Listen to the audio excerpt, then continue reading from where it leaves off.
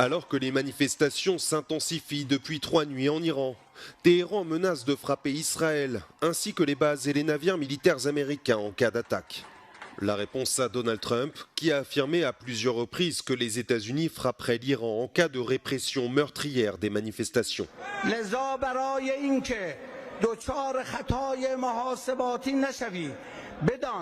که در صورت اقدام برای حمله به ایران هم سرزمین اشغالی و هم تمام مراکز و پایگاه‌های نظامی و کشتی‌های آمریکا در منطقه هدف مشروع ما خواهند بود. Débutée le 28 décembre, la mobilisation liée au coût de la vie s'est transformée en large mouvement de contestation du régime iranien. Alors que les autorités ont instauré dans la nuit de jeudi à vendredi une coupure quasi totale d'Internet dans le pays, la répression se durcit.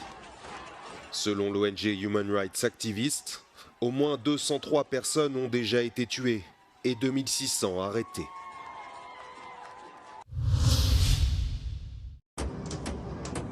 Un portrait de Reza Pahlavi, brandi par un manifestant ce vendredi à Téhéran.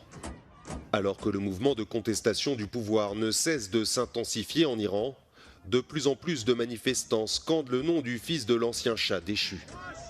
Exilé aux États-Unis depuis la chute en 1979 du régime monarchique, despotique et impopulaire de son père, Reza Pahlavi observe aujourd'hui à distance le mouvement de contestation plein d'espoir et d'impatience. Exhortation à poursuivre les manifestations de masse, appel à la grève, il tente de s'ériger en meneur de l'opposition iranienne.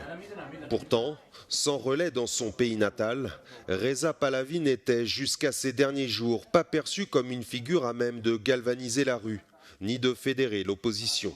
Sa proximité assumée avec le Premier ministre israélien Benjamin Netanyahou et certaines figures d'extrême droite américaine proches de Donald Trump, ou encore ses propos favorables à l'attaque israélo-américaine de juin dernier sur l'Iran, rebute également une partie des Iraniens.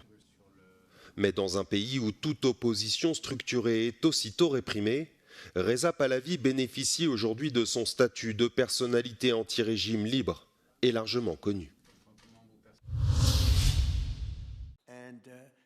Cuba dans le viseur de Donald Trump.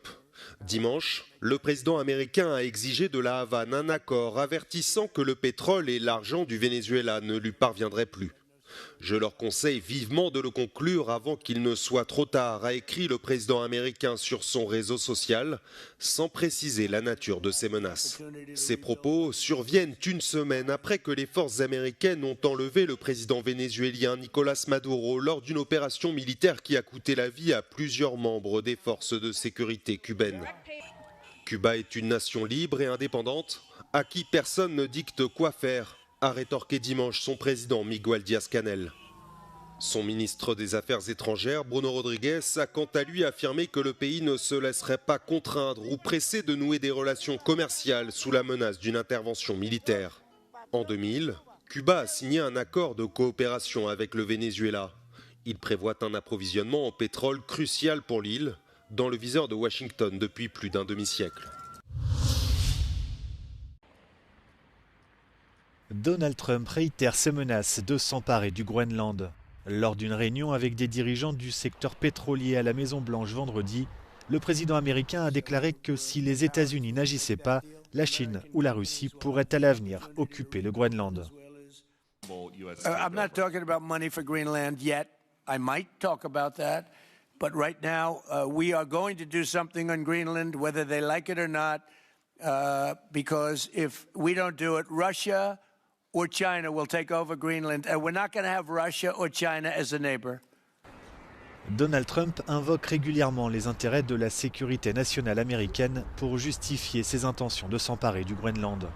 Après les récentes attaques américaines contre le Venezuela et la capture de son président Nicolás Maduro lors d'une opération militaire, les inquiétudes grandissent quant aux intentions des États-Unis envers ce territoire autonome du Danemark, pourtant allié de l'OTAN.